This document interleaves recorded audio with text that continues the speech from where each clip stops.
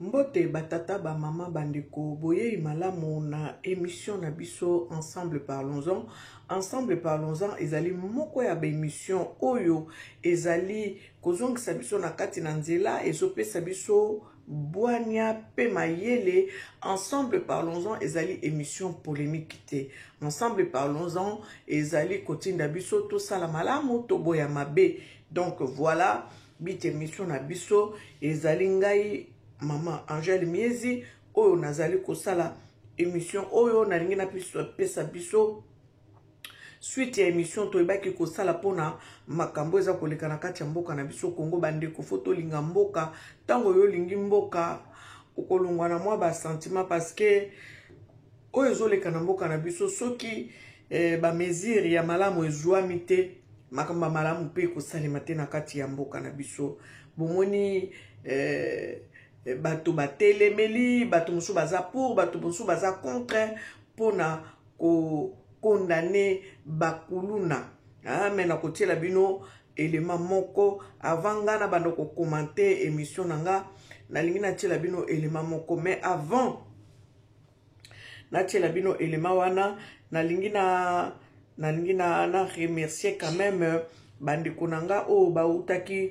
kosunganga balandaki émission o na yebaki kosala la fois passée en tout cas na baki na kobanda ko yebaka ko remercier bino na kati ya émission ba émission mosu na sala yango ezalaka posté après hein? Donc ce qui au moins moi kokoso peut-être que émission na sala ki yango avant na mona kombo na yo c'est pas grave to ko se rattraper na émission prochaine. Donc na lingi na loba merci na bato balanda ngai bayebaka ko commenter en tout cas nazana bandeko nanga o bazaka vraiment fidèle na émission nanga na tout cas na kobosa na te Maman Marie Kengi Maman Marie Rufa oya zwami bongo na Melin na kobosa na te Maman Augustine Massamba bon retour à Paris na koloba Maman Germaine Kisema to monaki pe commentaire na yo hein to monaki commentaire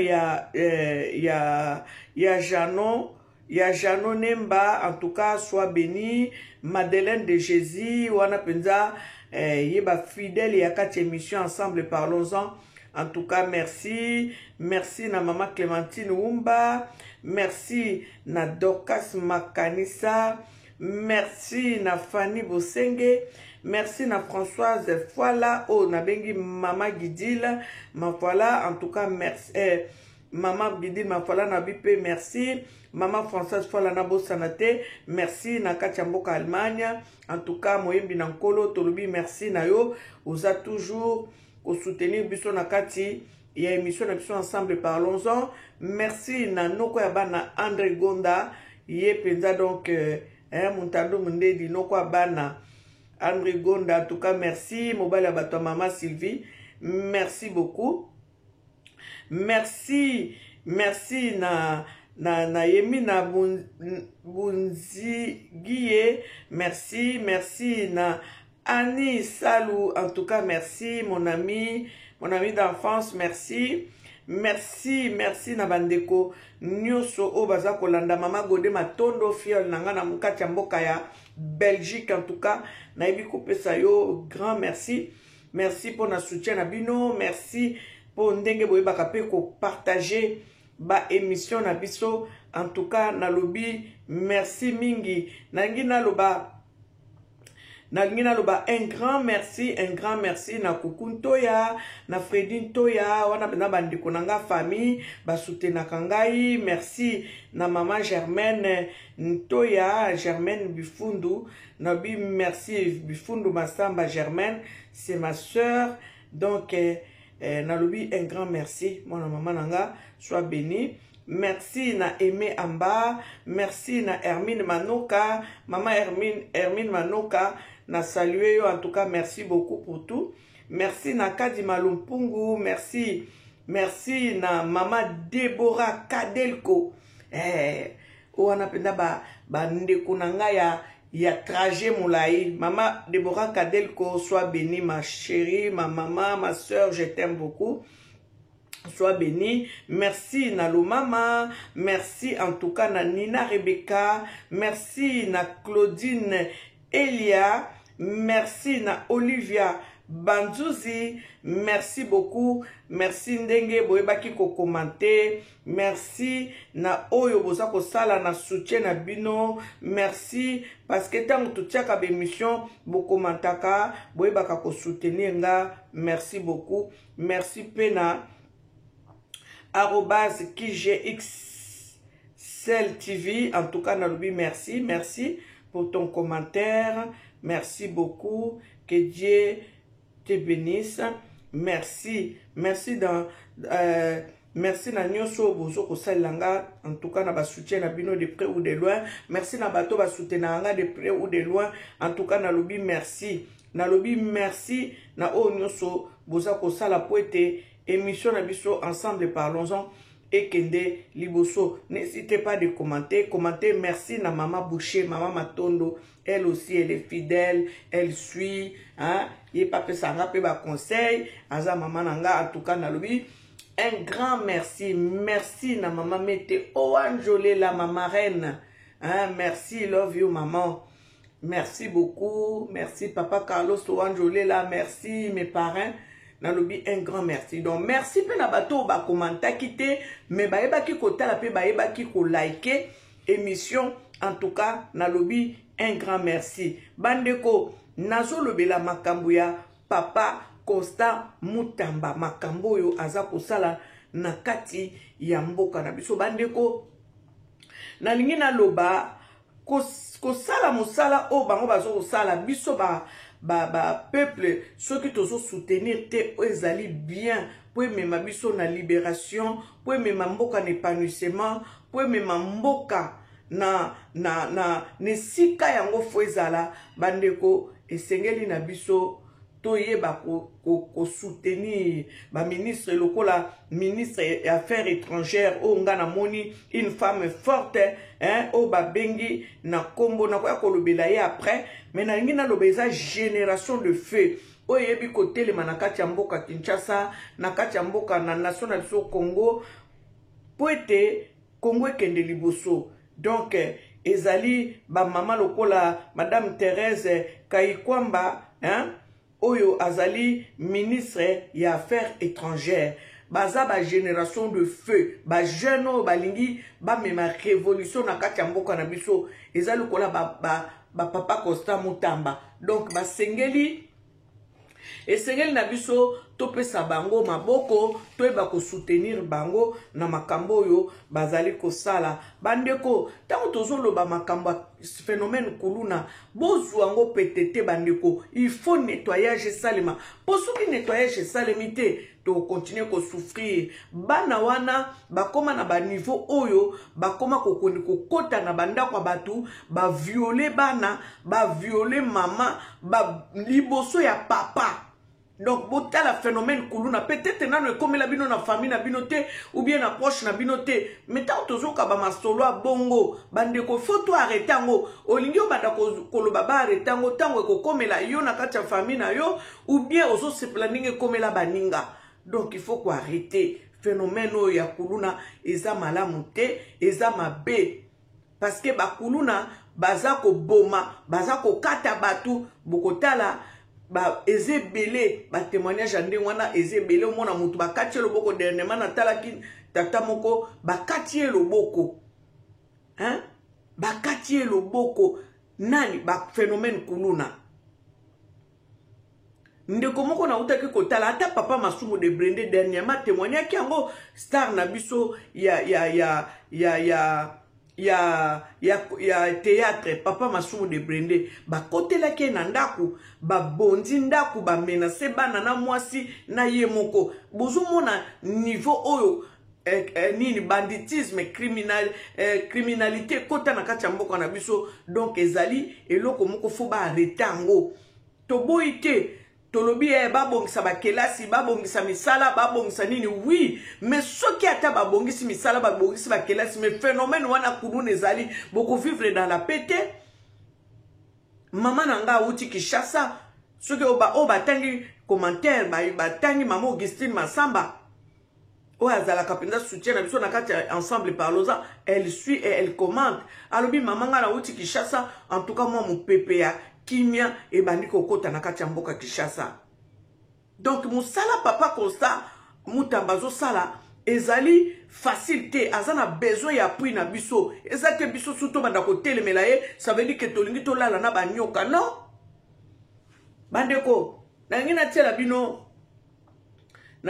bino élément moko et bongo suko mibale ou bien misatu et bongo sukoyo tokoye bako commenter. D'accord? Na tiela bino élément ya liboso oyo papa Constant Mutamba azoloba moyo kaye bote ya bango bavanda na ndako soki mwana aye na eloko o oyebi origine nango te zongisa yango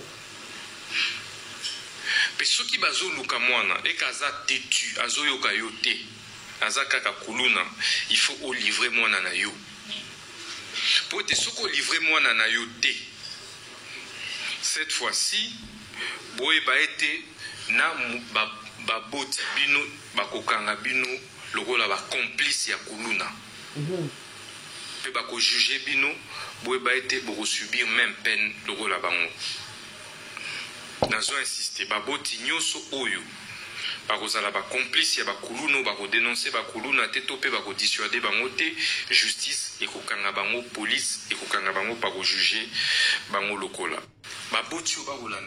Donc, bomoni ke papa Constant Mutamba awa aza ko avertir ba parents. Ba parents baloba na bana na bango pour la 1e fois. Ba yebisa lisusu bana na bango que awa boy soko ke ko sala mabe na yo ba okanga yo, soki ke ko sala makambo na yo ya mabe makasi ba ko boma yo peine de mort ezozela yo. Donc ayebisi ba boti ba travailler sur yango. Mobocho yo ko bomba mwana na yo parce que olobi aza mwana nanga mais olingi akende ko bomba bato mususu yo pe ko komande ti complice ya ba crime ya mwana na yo. Donc to mona ngo mabete a pe na France to mona ki tango bana bakomaki ko sala mobulu na babalabala l'état français lobaki na biso nini alobi bana nyonso bakozala condamné bako kata bango ba location familiale. Ça veut dire que bako kata ba parents ba location familiale. Ça veut dire que indirectement les parents aussi ont été condamnés. Na sens que ba oyo ba pesa ka ba location familiale pona mwana wana wa za criminel ba kati nyoso. Donc indirectement les parents étaient condamnés aussi à la place de l'enfant avec l'enfant. Donc to zwango blague te bandeko soki tolingi mboke kende liboso soki tolingi mboke telema sur les rails esengeli ba mesure boye zwama tozolanda élément mususu dépravation des mères sous les gens dit homosexualité c'est traduit deux fois papa maman. Est-ce que vous les voyez encore s'exhiber comme c'était les cas avant? Non, c'est de la fermeté. Des ambassadeurs, des ceux-ci, ils sont venus me voir. Je suis resté ferme. Nous sommes une société bantou et nous devons respecter nos valeurs. Nous devons respecter notre tradition en frappant fort. Mais tout le monde a reculé et la société a un peu respiré. On a redonné un peu de chance à nos enfants. Sinon, tous nos enfants pensaient maintenant devenir des deux fois. Je me suis attaqué à la dépravation des mères sous les... Suko bandeko, mutwa boye, azo sala musala ya makasi. Oyo baboti, bavanda na bandaku, bazo tala ndenge bana na bango, ba baby, ou bien ba komiko beba, sans baloba un mot, baza impuissant. Pona koloba na bana na bango ke makambo bino bozo sala eza malamu te. Baloba na bana na bango tout soit baloba balemba. Mais Constant Mutamba aye alobi boy. Oyo bakomona ke ozo sala makambo ya kipede toloba bien na koloba ngo bien po deux fois peut-être batonso ba yebite. bazo sala makamba ki pede bako kanga yo. Parce que alobi yango bien, nous sommes les Bantous. Il faut tout respecter ma valeur na biso. Bomoni muto asengeli na mboka na biso eza batu lokola ba Constant Mutamba. Asa na besoin soutien na biso bandeko. Asa na besoin soutien na biso eza ka bakulu na te, asa ko attaquer biloko nyonso amoni ke ezo sala ke ezo détruire, ezo mema destruction, ezo mema molili na kati ya nation parce que nyonso yo makamba deux fois et comme la bino malédiction na kati ya nation ya wana nzamba bomela Sodome na Gomorre soki bo yebi yango te bandeko soki bo bosana po bato mususu batanga ka Bible te peut-être ba yebi yango te nzamba tumba Sodome na Gomorre likolo ya homosexualité ba makambo yo nzamba bomela ka Sodome atumbela ka Sodome na Gomorre ezali kolo makambo ba homosexualité ezali kolo ba pede ba deux fois yangwana Constant Mutamba aye koloba awa bandeko aso sala musala azaye moko te ba musuba ko ya to encourager bango ba tata wana ba mpaka na ba vandela biso na Kongwana ba sala loko moko te bota la dégradation na nyonso na ba domaine nyonso ya yi dégradation mboka eza na chaos. Tango papa François Tshisekedi alobaka ke mboka eza kokufa bandeko boyebi ke nzamba limbisa ngai papa Tshisekedi pa limbisa nga pona lobaka na sepelaka na phrase wana te nalobaka papa nalobaka tangabi papa Tshisekedi okoloba bongo te yo okoloba te ke mboka eza kokufa mais soki nazo analyser soki nazo tala makambo zo salema ba dégâts zo salema na kati ya mboka na biso c'est vrai mboka eza par terre ngana ko employer mboka eza kokufa te na koloba bongo te. Mais ce qui totali na kati ya Bible tokoki koloba peke oui mboka eza kokufa parce que mboka Congo zo symboliser passage ya Ézéchiel 37 oya ba osma desséché bandeko tango nzamba memi Ézéchiel na vallée ya osma desséché atuna Ézéchiel est-ce que ce qui na se trompé ce qui Ézéchiel 36 te. Donc, entre Ézéchiel 36 et Ézéchiel 37, likamba ba osma desséché. Et ça ba osma desséché, c'est ça koufa. Donc, quelque part, et ça n'a pas mabete. Toko lo bake, Congo, et ça ya koufa. Parce que balongo lango mikuwa, balongo lango mayele, balongo lango baner, balongo lango misuni. Et sengeli mu pepe ya ba Constant Mutamba, ba ya. Na Mama Thérèse, ministre à l'affaires étrangères, génération à Sika, ba ya, ba fula mu pepe na ba osma desséché, poete mi pepe, mi kuwa wana izwa bomoi. Ba fula mu pepe na mboka Congo, poete Congo izwa bomoi bandeko. Baza animé par un esprit, l'esprit supérieur, qui souffre dans les quatre vents, l'esprit de Kimbangu. Otolobi esprit ya Nzakomba. Otolobi esprit ya Mpungu Tulendo, esprit ya Lokombe Kombe, Lolo la Senji, oyo ya Maweja Nangi na Mvidi Mukulu, oyo ya Mungu wa mapendo, Mungu wa baraka, Nzambi wa mbote. Giemo kwa lobi, na video ona ucho la kisabino, o ucho leka, premier partie ya video, o na sali lelo,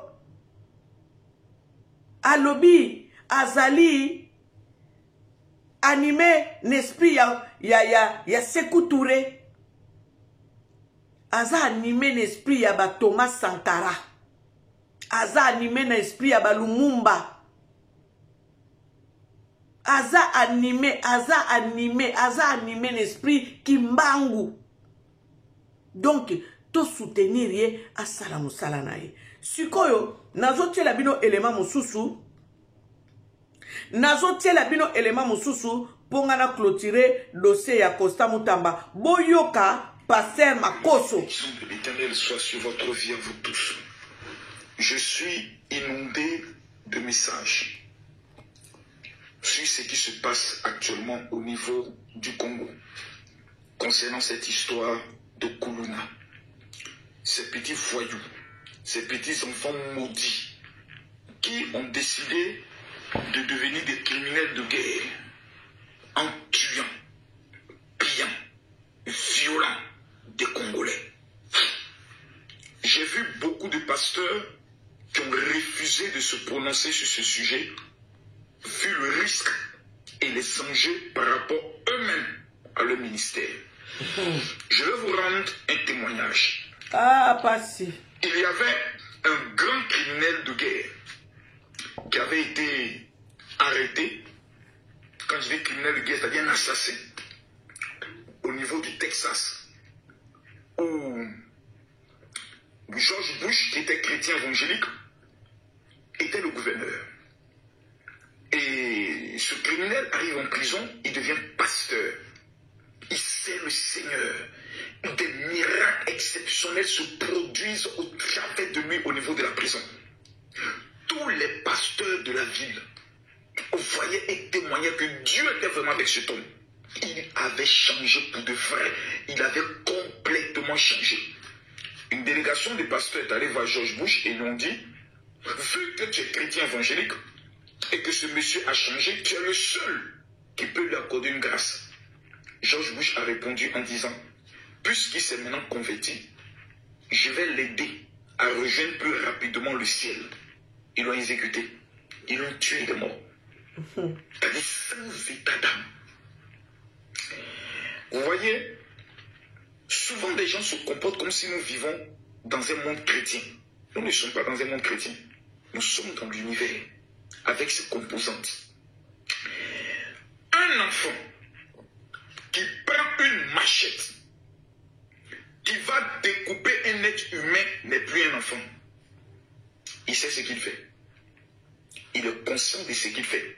Les histoires de dire non, vous savez, c'est la faute des dirigeants, c'est parce que les dirigeants n'ont pas pris le soin de scolariser. Laissez ça, laissez. Enlever la vie d'un être humain, tu es un démon.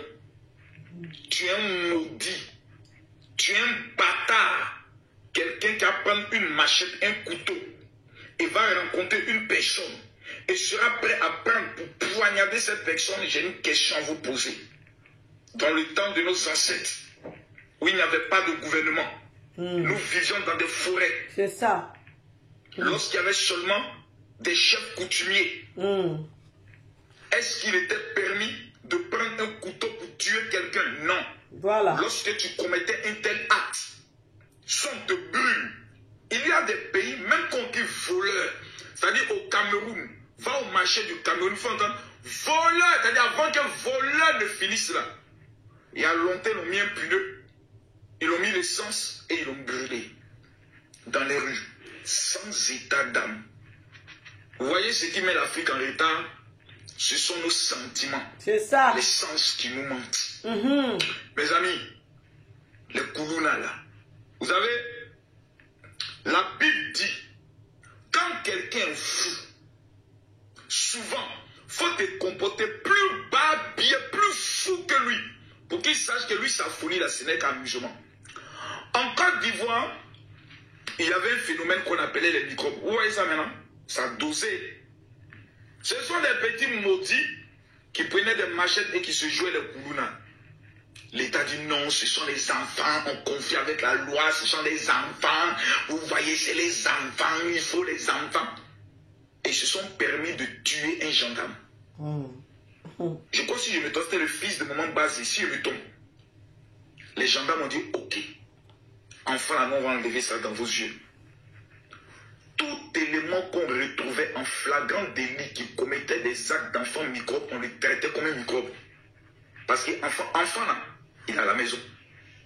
Ces koulouna, ces petits maudits, ces petits satanistes. Parce qu'en fait, les Congolais qui sont dans l'émotion là, c'est lorsque vous allez vous rendre compte que c'est Dieu qui vous a donné un tel ministre, qui est présidentiable demain. Parce que cet homme-là, vous lui donnez le Congo dans 10 ans. Il n'y a pas un pays qui pourra manquer de respect au Congo, et jamais. C'est la vérité. Voici un homme qui aime le Congo. Le ministre de la justice du Congo, là. C'est le ministre de la justice le plus compétent de l'Afrique. Si vous, les Congolais, vous ne pouvez pas vous mettre derrière lui pour le soutenir. Vraiment. Ce qu'il est en train de faire comme travail. Vraiment. C'est que vous-même, là, vous êtes les plus maudits de la terre. Je te dis. Dieu merci, la majorité des Congolais le soutiennent. Donc vous êtes les plus bénis. Au niveau de l'Haïti, qui est un pays aujourd'hui qui est dirigé par les Koulouna. C'est comme ça a commencé, le phénomène du banditisme. Et puis ils ont toléré, non, ce sont des enfants, non, vous savez, nous sommes ensemble ici, autres.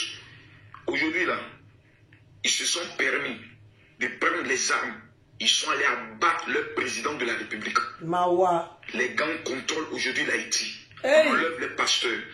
Ces petits maudits de Koulouna, que j'appelle ces petits satanistes, vous voyez ce qui va se passer au Congo, je vais vous expliquer. En fait, c'est une rébellion armée qui est en train de se préparer contre le Congo. Demain, un petit bâtard d'hommes politiques poussé par des étrangers, par des pays voisins qui veulent déstabiliser le Congo, ils vont commencer à armer ces enfants en gang de 5, 10, 20, 30, 40, 50 dans les quartiers. Ils vont mener une opération pour dire que l'État est contre vous. Nous devons prendre le soin de nous venger. Ils vont commencer à armer ces petits. Et un matin, à la même heure, au même moment, dans tous les quartiers je peux le dire, de Kinshasa et dans les villes, ils vont se mettre à attaquer les postes de police. S'ils prennent la machette pour aller découper des policiers, tuer des policiers, affronter des policiers, imaginez s'ils ont une Kalachnikov dans leurs mains. C'est avec ça là, vous voulez jouer, vous les Congolais. Vous n'avez pas dit que vous n'avez pas encore réfléchi. La souffrance que vous vivez là, ça vous a pas encore compris. Ce qui se passe au niveau de Goma, là, vous n'avez pas encore appris une leçon. Vous allez vous à jouer avec ce qui est en train de détruire votre pays, ce qui est en train de ruiner votre pays, ce qui est en train de tuer. Juste... Bandeko, na tie juste pause, hein? Na makambo, makoso auti kolobawa. Bozo mona, aza ivoirien, mazo réfléchir na place na biso ba Congolais. Congolais asomba makata na mbongo ya nguba, ata na mbongo wa lipa, bakosomba Congolais. Makambo siko makoso alobiawa. Soki bakulu na wana, batiki bango, parce que soi-disant, parce que mbongo ezate, baliaka bien te, ndenge bozo défendre cause na bango, y a pas de problème. Siko tango bato yo babundisaka Congo, bino moko boyebi, tozana binembi par-ci par-là. Batwana babundisaka Congo, ba maîtriser bakuluna, ba zumbongo ba pesi bango, ba armé bango, ba badako sala, ba acte terroriste na kati ya mboka na biso toko suka wapi. Makoso a expliqué en français, moi j'ai expliqué en lingala. Tout ce que Makoso a dit, c'est ce que je suis en train de dire maintenant en lingala pour sensibiliser les Congolais qui sont contre que Constant Mutamba puisse agir comme il le fait là. Il faut arrêter l'hémorragie. Nous sommes déjà en guerre depuis je ne sais pas combien, plus de 20 ans à l'est du pays. Il y a nos frères et sœurs qui sont en train d'être massacrés à l'est du pays. Personne ne lève son doigt pour dire que toi arrêtez Biloko et Salima. Suko, phénomène Koulouna, oh, ils simple. Comme bonjour, Baretango. Pourquoi bozo lingate? Pourquoi bozo lingate Baretango? Bano bazo sala ba dégâts, eza ba bombe à retardement. Oh, ils allaient koyer la biso na lobby. Ceux qui to sali attention te. Ah, wanano bazo sala ka na machette. Bon tango bako pesa bango ba grenade, bako pesa bango ba bombe, e banda ko exploser na ba bis. Toko suka ndeni. Tango bako pesa bango ba bombe, e banda ko exploser na ba monument ya Congo. Bakoti na palais du peuple est explosé. Bakoti na kananini. Ba bisika moko ezali ke tout moi bisiko tozaka na mwa mike wana. E bani ko armé ba ona ba bombe. Boko suka wapi. Nde yango papa Constant Mutamba telemeli a lobby niet alingi yango te. Et puis biso tozo soutenir neti ngana zo soutenir ye. Makaba kulu ya bakaba ba deux fois bino moko boso mona bandeko. Bana na biso ndenge ba baby bandeko, bana mibali bakoma neti bana basi, bana mibali bakoma kosala ba maquillage neti bana basi, et puis tozo ko cautionner, tozo ko appuyer, tozo ko soutenir. Maman non, tozo ko kanga miso, tozo sala semblant. Non. Toko sala semblant na ba makamba boete, ou ezo memela biso destruction, débréviation. Totika makambo parce que ezo mema mabe makasi, mabe mabote baby, bana mibali ba beba, bana basi ba beba, bana basi ba koma Ba lesbien, ba na mibali ba koma ba pédé. Donc makambo yo nde papa Constant Mutamba ye ko telemela maman, aye ko telemela papa ba nde ko to soutenir ministre. Nzambe nda tindeli biso bango. Baza ba jeune, eza génération de feu. Bango ne mutu ba komema libération à Congo. Bango ne mutu ba komema changement na Congo. Alors to bando telemela changement na ndenge to kene na voix malamu ndenge ni. Makoso aza na raison. Nazo continuer vidéo nae, to continuer kotala ye. Parce que les journalistes sont abattus par ces enfants. À la guerre, il n'y a plus de sentiments. Tu ne peux pas aller en guerre et puis tu as dit non, on va en guerre, on nous attaque, mais nous on va répondre par la prière. Non, on n'est pas à l'église. Ah, papa tika na yo. Celui qui tue par l'épée périt par l'épée. Il y a des sentiments dans ces choses. Président de la République, tu as détourné l'argent du peuple. C'est la pendaison. Il n'y a pas de sentiments. L'Afrique est dans les sentiments, l'essence qui nous manque. C'est en état. Quelqu'un vole l'argent du peuple, on doit l'exécuter. Parce qu'il n'y a pas plus maudit. C'est-à-dire, tu es le diable.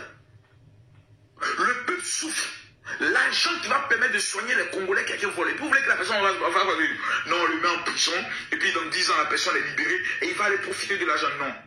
Quand 2, 3, 4 seront pendus publiquement, quand 5, 6 Kourouna seront exécutés en direct à la télévision, chaque parent va regarder son enfant et va dire hey, vous restez à la maison. Parce que je ne veux pas que vous mouriez. Chaque Kourouna qui est assis droit, qui est dans les yeux là, ça va disparaître en même temps. On appelle ça les mesures d'urgence. On ne négocie pas avec la rébellion. Un enfant qui veut réussir n'a pas besoin d'aller à l'école. C'est-à-dire il a les valeurs de la réussite en lui. Il a les valeurs de la crainte de Dieu. Mais voici des maudits qui vont même dire nous sommes les enfants de Dieu. Et je vois des personnes, des associations des droits de l'homme qui viennent de l'Occident, des impérialistes, des voleurs qui nous ont maltraités, qui nous ont vendus pendant 500 ans. Ce sont ces blancs-là qui vont venir faire droit de l'homme. Ils vont venir nous parler à nous, Africains, de droit de l'homme. Il n'y a pas quelqu'un qui a chifflé un pour qu'ils comprennent un peu. La CPI, quand on parle, ils doivent fermer la gueule. Les associations des droits de l'homme de l'ONU, quand nous les Africains on parle, ils doivent fermer leur gueule. Où ils étaient quand on vendait les Noirs pendant 400 ans. Je rappelle, 400 ans d'esclavage. Combien d'Africains ont été tués? Jusqu'à ce jour, un seul dédommagement a été fait. Rien. L'or, les matières premières du Congo sont volées, pillées pour la fabrication des iPhones. Il y a quelqu'un qui a levé le petit doigt pour dire crime contre l'humanité, personne ne parle. Mais on a des criminels, des tueurs dans notre pays. On veut les éradiquer, vous dites non, vous ne devez pas faire ça. Allez dire ça d'abord aux Chinois. Vraiment. Allez dire ça d'abord à la Corée du Nord. Oui. Allez dire ça d'abord à l'Arabie Saoudite. Allez dire ça d'abord à Dubaï. Parce que tu vends donc, on te prend à Dubaï, tu connais ta peine. Allez dire ça aux États-Unis où la peine de mort est dans certains États avant de venir parler aux Congolais. Les Congolais voient un futur Haïti qui veut s'abattre sur le pays. Un esprit de mort. Et Dieu a donné au Congo un ministre de la justice pour ne pas s'amuser. Congolais, vous allez partager ma vidéo là. Eza, Congo, Maman Langay, Papa, vous allez comprendre que ces petits motifs là, dans chaque quartier dans lequel vous êtes, si vous ne vous organisez pas en réseau pour les exterminer, c'est votre pays qui sera le pays le plus, je dis, le pays le plus maudit de la terre où vous allez constater que le taux de criminalité, plus personne, aucun Congolais ne voudra même vivre. Des gens qui n'ont plus peur d'aller tuer des journalistes, tuer des policiers, tuer des femmes enceintes, tuer quelqu'un qui n'a pas peur d'enlever la vie d'un être humain, ne mérite pas de vivre. Maintenant, quand il va arriver chez Dieu, il va rendre compte. Je vous rappelle une chose, c'est le même Dieu que nous payons là, qui a tué Ananias et Saphira dans la Bible, juste parce qu'ils ont donné une partie. Ils ont volé. Ils ont gardé un pays. Dieu les a tués. Le Dieu nous prions là, il n'y a pas plus tueur même que lui. Lui, badine, lui, je ne joue pas. Révolte contre Moïse. Il ouvre la terre, il englobe les champs. Il fait sortir le peuple d'Israël. Il dit, vous allez aller sur une terre qu'on appelle Canaan. Il dit, oui, c'est le Messie. Il dit, mais quand vous allez arriver, massacrer tous ceux que vous allez trouver. Tuez-les. Sans pitié. Massacrez-les. Tuez-les. Faites-les tous passer par l'épée. C'est le Dieu que nous prions. Dieu que nous prions. Israël que j'ai choisi. Quand vous allez rentrer en Canaan, tous ceux que vous allez trouver là, il venait de donner la loi. Il dit, tu ne tueras pas, mais il dit, tuez-les. Ils les ont massacrés par l'épée pour prendre le territoire. C'était des guerres sanglantes. C'est pour ça qu'on appelle l'Éternel des armées. Et il a envoyé au niveau du Congo un champion, un général, qui est le ministre de la Justice. Monsieur le ministre de la Justice, je m'adresse à vous directement. Vous êtes une inspiration pour le continent africain. Amen. Vous êtes une inspiration pour le continent africain. C'est ça. Le temps de l'amusement et de la plaisanterie est terminé. Aimé Césaire disait que le nègre ne comprend que le langage du bâton. À bon entendeur, salut. Je termine cette vidéo pour dire à tous ceux qui m'ont pas encore amené le sujet de prière sur mon WhatsApp pour que je dépose ça auprès du mur de lamentation en Israël. Vous allez être les derniers de cette année. Donc, Yaya, wananga Israël na yo wana papa wana kuna naza kuna te.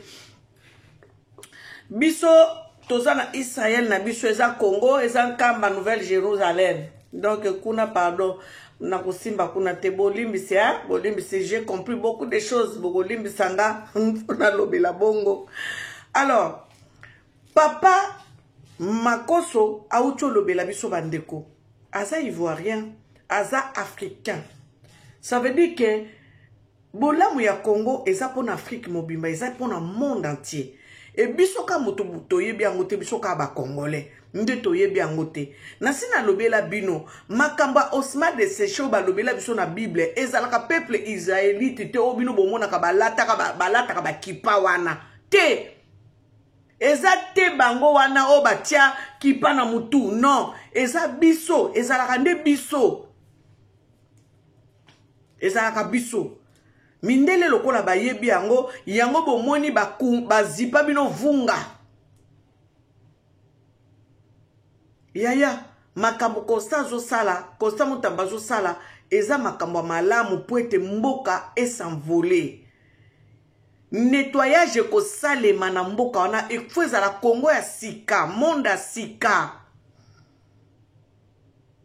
Bakimbangi se bayebi makambo na zoloba oyo ezali makambo oyo balobela bango na kati ya ba mibeko na bango na kati ya ba na ba prophétie na bango na makambo bapesaka bango oyo koyaka parmi makambo wana bapesa bango oyo pe ezali oyo ya ko sala Congo sika. Ça veut dire que Congo ekokoma Congo sika. Bato mabe bakosila yango moni bazo bana biso to sala malamu to boya mabe. Père spirituel na bango papa Simon kimba okiangani akoma kolobango mikolo nyonso to sala malamu to boya mabe to zala bato mabondeli parce que bato mabe bakokoma condamné boye osali mabe ba condamné o ba exterminer ba bomi o ba exécuter yo et kokoma bongo parce que nettoyage ko salema bolinga te oyibi bakangi yo osali boye bakangi yo. Ça veut dire que il y aura un nettoyage, ça va se faire. Tolinga te. Donc yana ba makambo susu totika na biso ko telemelango eza nzambe nde mutu bomoni papa Makosa lobi nini nzambe nde mutu atindeli biso Constant Mutamba alobi ba congolais boso comprendre te que nzambe nde mutu atindeli bino ministre oyo soki bo comprendre te eza pasi po na bino bandeko nazoluka élément mosusu.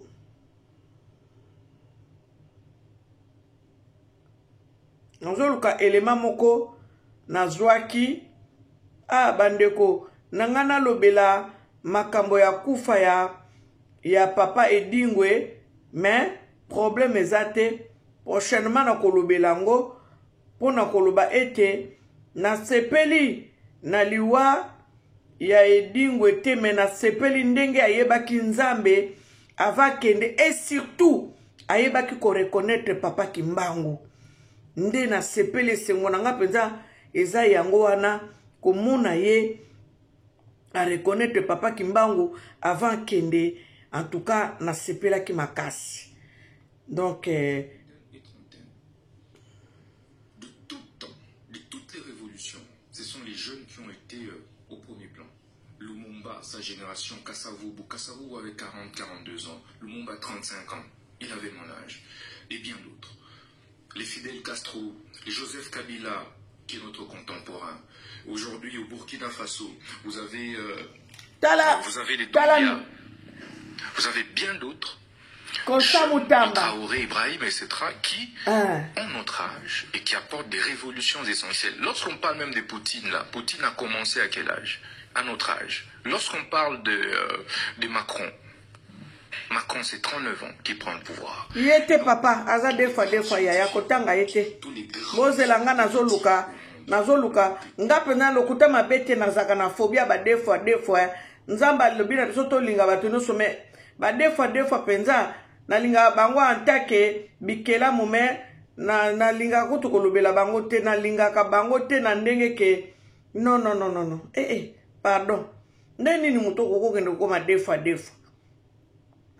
Nazako lukela bino video moko oyo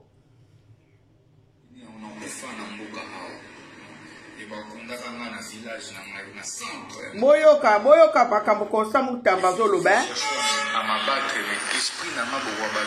yoka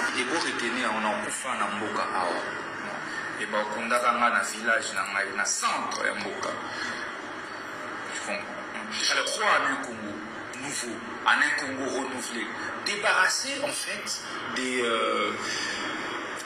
antivaleurs. Antivaleurs dans tous les domaines, essentiellement le domaine des gestions. Les lois, vous êtes contents que pour vous avez élu, il faut que vous avez un grand insulteur, vous avez un impoli. Combien de fois dans Bakanga Yobanda vous avez pour réclamer combien de fois? Ils ont regard, il y a parcours politique aux idéaux révolutionnaires au Tokonaka, les Baninga, Babenga Bisso Fidel Castro congolais. Fidel Castro plutôt, excusez. Fidel Castro congolais, parce que tout simplement, Tozali Kolanda, un tout petit peu, Makolo, il y a Mikolo, révolutionnaire à Mineni, Oyo, Marcaton, na monde Mobimba. Fidel Castro, Che Guevara, Thomas Sankara, même Laurent Désiré Kabila, même Lumumba. Il faut dire que là qui va grand révolutionnaire, bateau bazali commis opposé à la domination étrangère, bateau. Bomoni tina na lingi mwana mobali o parce que vision na ye ezate kozwa bozwi bomengo kotonga bandaku kotonga ba immeuble ko bala base belé.